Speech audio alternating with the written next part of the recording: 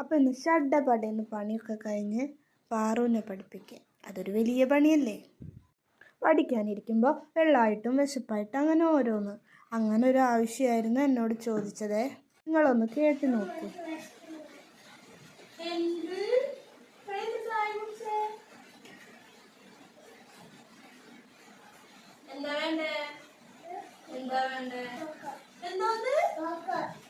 അങ്ങനെ നമ്മുടെ പാറുവിൻ്റെ ആവശ്യപ്രകാരം ഞാൻ പോപ്കോൺ ഉണ്ടാക്കാൻ പോയി.